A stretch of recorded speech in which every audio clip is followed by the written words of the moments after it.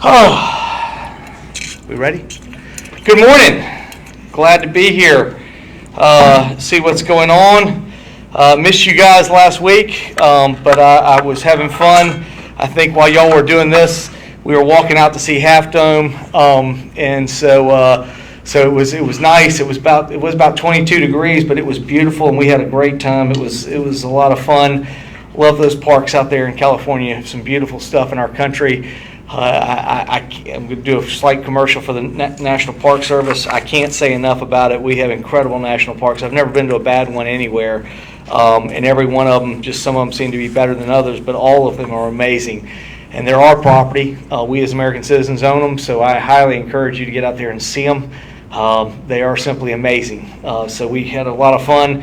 It was great to see them, but it's great to be back in Pensacola. First off, I apologize a few minutes late, but I was also congratulating some of our team members. We probably don't do it enough, but really thank you. A couple of people in here. I know Amy Tootle and her team were hard at it, and also Chief Jenny Craner. She is in charge of our emergency operations for the city. I can tell you Thursday and Friday, I was heavily involved in contact with her and Amy and the team here, David and Kareth.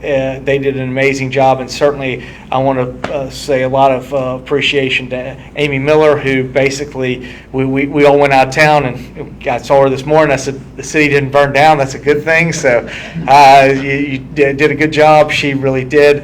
Needed to brag on some of our team. They did a fantastic job, certainly taking care of some emergency challenges with the weather. I feel very fortunate that we we're not as tested as we were prepared, but I think we were totally prepared. I understand tonight we possibly have the possibility of future adverse weather, so we will continue to keep watching that and see what we can do and be best prepared, and we ask all of you to be prepared.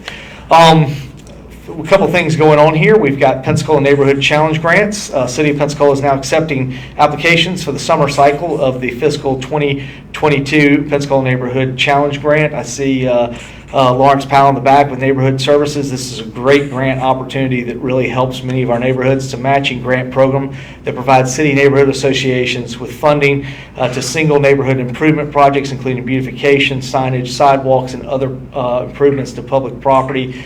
This is really a great way that we can help enhance some things that are going on. And what we try to do this is one of the things we do this process because we're trying to encourage also neighborhood involvement. We want to see neighborhoods get involved. And so if you are out there forming a neighborhood association, we want to be involved with you. And there are ways that we can help your neighborhood, and this is one of them. We hope you will apply. The grant application cycle is open through 4 p.m.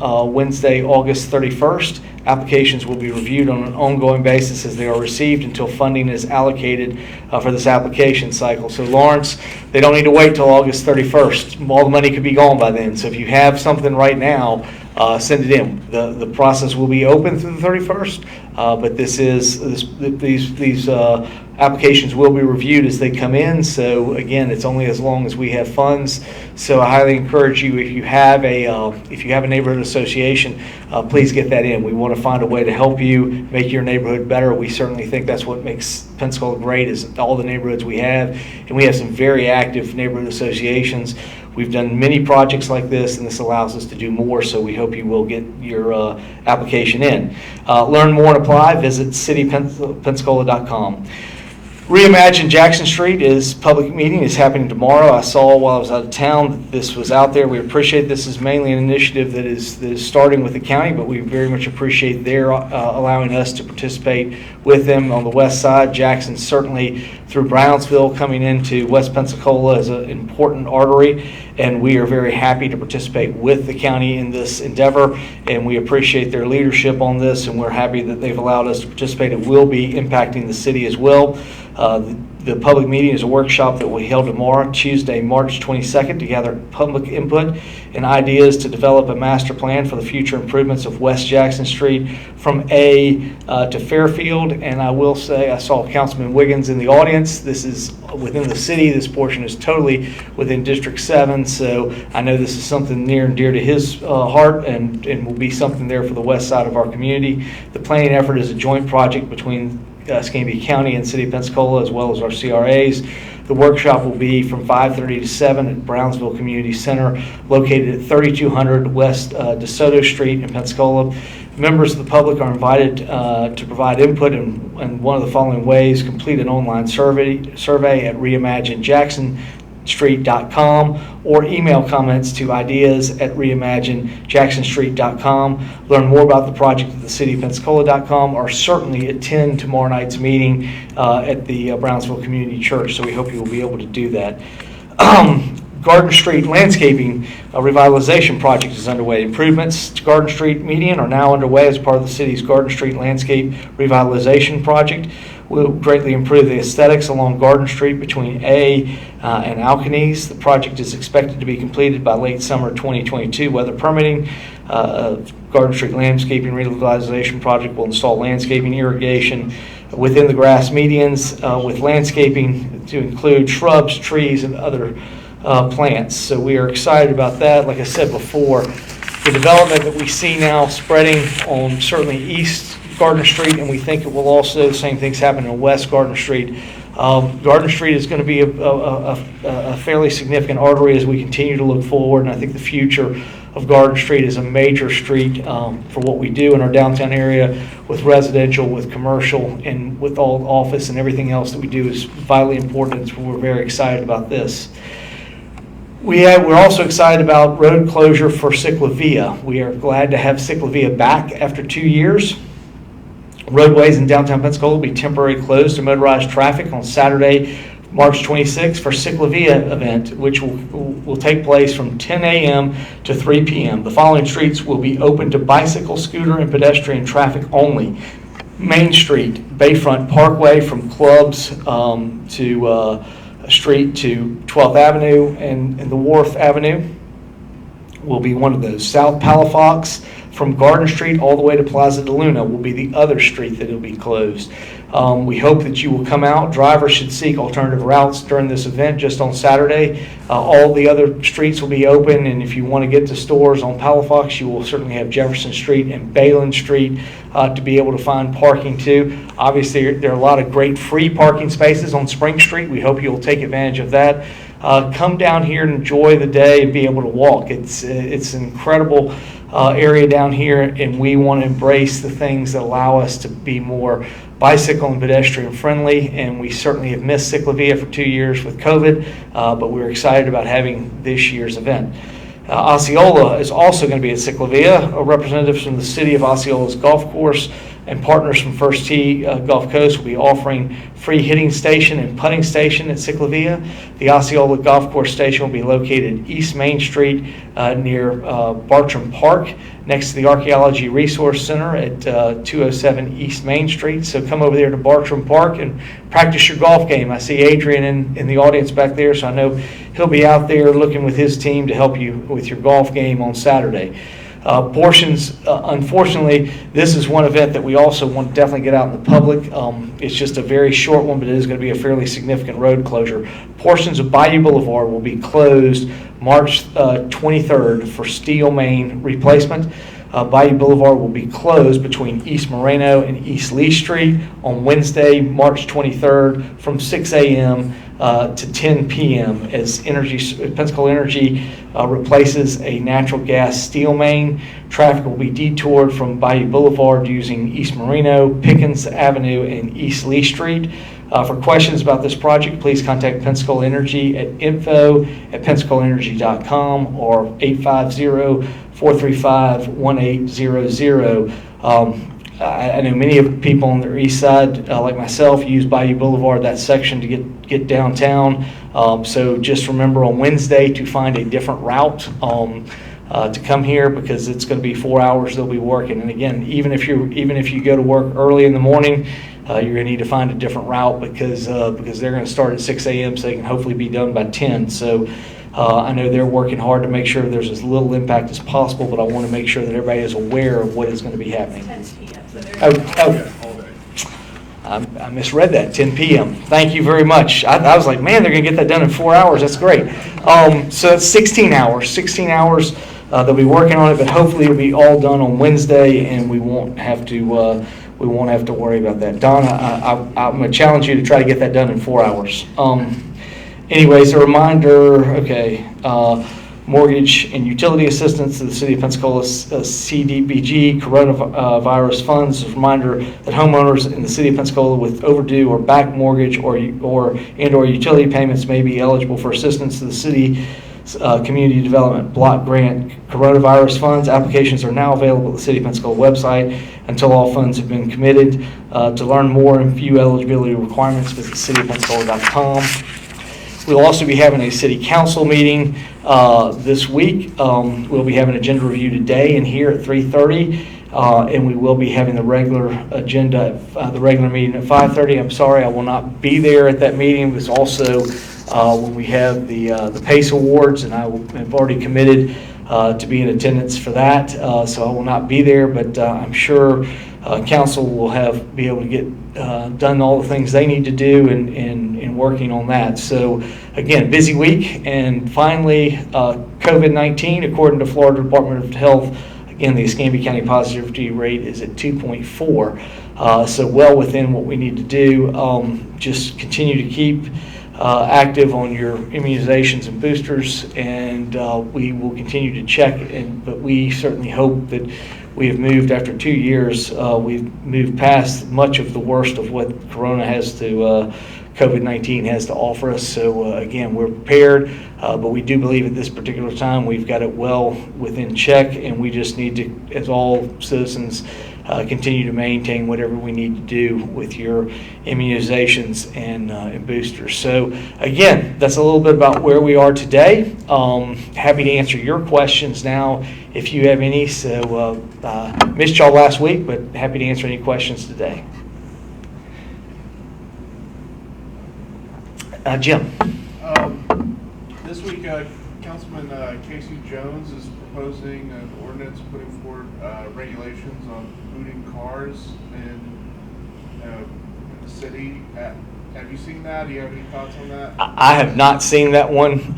I know after this meeting, I've got a meeting with Amy about that. So we'll be talking about the agenda review. I have not seen that one, but I'll get up to speed on and figure out. He hadn't told me he was going to be bringing anything forward, so didn't know what was there specifically, but I'll be happy to look at it. I'm not prepared at this time. I will tell you, I did just come upstairs. We got a couple things going, obviously in the middle of 4 and 5 parcel lot discussions. Hope to have that finalized. I guess Charlie did a great job getting the lease pulled together right as I was leaving town. I think last week it went to the tenant, and I think we're getting something back, and we're having a meeting upstairs. So we hope to have this back in April to council, and that's what we're working on. I do know also we just came from a meeting that we've got some things happening on parcel 9 that we'll also be bringing forward. So I did just come out of those meetings, but I have not been briefed yet about any specific. I did not know about what Councilman Jones was doing. Do you have any thoughts on the practice of booting cars for parking enforcement? Again, I think from that standpoint, the car issue, we met a long time ago about the issue of could we find a better way to do it than booting, and I would love to find a better way. The problem is the enforcement of it one way or another. I don't know if we go out of booting, then we end up getting people towed. I'm not sure which one is the best method for us to get what we need to do, because it's not going to make it any cheaper for you if you get it towed, and it's actually going to make it a little bit more challenging for you. But I like the best I would have loved was do it like the city's parking ends up on your to make sure you pay. It's on your license, so you can't get another driver's license unless you come current with what's going on. But unfortunately, that would be one way to do that. But only cities and municipalities are allowed to do that. So it's an imperfect situation that we're trying to work with. I don't like the booting. I don't like the towing. But we're trying to figure out ways of enforcement that are allowable. I would love to do it like the city does ours. But unfortunately, that option is not available to private property owners. So from that standpoint, we'll look forward to seeing what comes forward and what we can do. Yes? Legislature passed that preemption bill. What are your thoughts on You're talking about the one with the business? that? Yeah. We are trying to find out exactly what passed in the. I didn't see the final details of what passed. I know what League of Cities was working on. It had worked during session before I left for vacation. Was a much more watered down version, which I don't like any passage. But if it's going to pass, it really limited to cases very much in line that sort of go back to the whole COVID situation, asking businesses to shut down for that. I mean, again, I think for public health, there's a variety of things that are still in there that allow, but you know, for the most part, I think most everything that we had wanted to do for provisions that were protecting municipalities and counties ended up getting in there, or at least the version that was tracking until I went on vacation. I haven't gotten verification from the League of Cities as to what was the final. But again, that was. I don't like the fact that there's any preemption. I'm never going to like, Jeremy, any preemption. As whether I've been involved with the league or whether I was the president of the Florida Association of Counties, I've fought preemptions all the way through. I just think the 68 Constitution allows us to make those rules for our own community, and should not. There's nothing that the legislature should do to prevent that. We should find ways to coexist in a good way.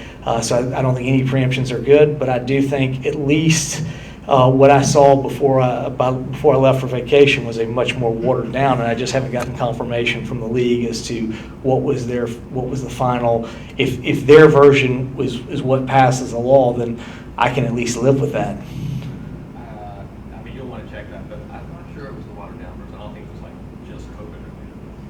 Can you get me the number of the bill that you're talking about? Because there were a couple going through. See, I think that was kind of the problem, is there were multiple scenarios that we were pushing. So I haven't seen the final version, but I'm against all preemptions philosophically. I just think it's not the right thing to do. But again, I had not had the chance to see specifically what came down. John, you look like you had a question earlier. I did, Mayor. This past week, Panama City Council voted to move forward with a $40 million indoor sports facility within the city to capture the travel, sports, tourism business. Pensacola has wrestled with this, looked at proposals off and on. Do you think this is important, and do you think Pensacola's fallen behind Baldwin County and our neighbors, Bay County to the east, in the sports travel business? It depends on what you're doing. I mean, I think it's tough for our community to have every single niche sport out there. I think the niches that you can get are definitely the best. There's no doubt I was at the county commission, so this was almost 3 years ago we were looking at this possibility. And I think there were some good things proposed, but we were ever able to find the exact right site or what we could do or what made sense. I do think we're able to capitalize some of the things that we can do at the Bay Center, and I think as the county looks forward for a number of things that they can modify, amend, or even totally replace in the same location, because I know they've looked at all those things. What may happen at the Bay Center in the future will enable us to maybe be more competitive in those things. Could we have done a standalone facility? I would have loved to have seen one over on the Creosote place over there on the entrance right to the west side coming off of Cypress. We talked about that for one of those facilities. I think that would have been a great site for that. But at the same time, it's going to really require the city and the county to work together. So it's got to be something that works for both parties in what we're looking for. So, is it something we did or didn't do? I don't know. But at the end of the day, what I do know is we've put more an emphasis on the soccer and youth, what we're doing. The city has invested heavily in soccer. The county now has invested heavily in soccer. And we have the SEC women's tournament here. So I think it's hard to say that we've tried to figure out the niches we have. I think one of the niches that we totally have, we want to get the improvements done. I really appreciate the county's support and the work that we've done with the council. I think tennis is one of those sports that we can compete very well on. So sometimes maybe we'll lose, sometimes maybe we'll win. But you know what I think? I don't think we should be. I don't ever look at competing. I'm not competing with Mobile, Baldwin County, Panama City, or Okaloosa. They're all my neighbors. They're all my partners. I want them to succeed. If they succeed, I succeed. If anybody within South Alabama to Northwest Florida wins, then Pensacola wins at the end of the day. So, you know, again, sometimes those facilities will be here. Sometimes they'll be somewhere else. But I think we need to figure out what are the niches we can compete and what we can provide. I think we've made a bold step into soccer, and I think that's a good thing. And I think we've made a big step into tennis, and I think that's a good thing. And we may not have indoor sports. We have facilities. We have the Sun Belt Conference. So I think we're doing some of that. But, you know, again, I tell people all the time, if Panama City gets something, I'm excited. That means more people coming to Northwest Florida. And you know what? If people in Alabama succeed and people in Panama City succeed, what's right in the middle? Pensacola. I'm going to succeed through their success just by what happens. So I like where we're positioned, John. I think going forward, that rising tide is going to rise all boats. But we got a lot of things going on here, and I think we've been very successful. We may not win every sport, but I think we've been really successful at the ones we've tried to target. And I think soccer is a great addition, and I think what we're doing with tennis has that ability. You mentioned the old creosote Superfund site over here on West Main. Traffic counts on West Main are up dramatically post-COVID, I'm told by people at FDOT. So when we think about the CRAs getting involved in West Jackson, where are we on the West Main beyond the community maritime park, the Barrancas? That seems to be your new gateway to downtown. We have aligned a lot of things since I've been here. We put forward, it has been an initiative that we've had for funding. We absolutely believe what needs to happen for both. We would love to see everything on West Main just the way it is currently, all the way up to Barrancas, where you have sidewalks on both sides, a medium, new stormwater. We know to solve the stormwater for the southwest side over there, what we need is to put in probably as much as 60-inch pipe to retrofit some of the things coming through there because of the way the water stacks. We've done the work that needs to get done. We did the stuff at Joe Patty's for the outlet. So we are prepared to come forward. The one thing that stands in our way, I think the city has made great initiatives in how we positioned ourselves to take advantage of West Main, but the biggest hindrance to us is that rail line on the south side of the road. If we get the rail all the way out up to Barrancas, we could really start going. And I mean, to an extent right now, it's, past E Street, we have the ability to move out the rail and start doing our improvements, but the rail still west of E is still in place, and what we really would love to see happen is if we could move the rail out all the way to Barrancas, that would really allow us to do that. But we have plans set up right now through David, and he's nodding his head over there because he knows what we've been working on, and that's what we envision. That's our whole goal. But the biggest thing hindering us right now is getting that final piece out and get the rail, because we need the rail out in order to put all that pipe in, that drainage. We need to get that easement from the railroad.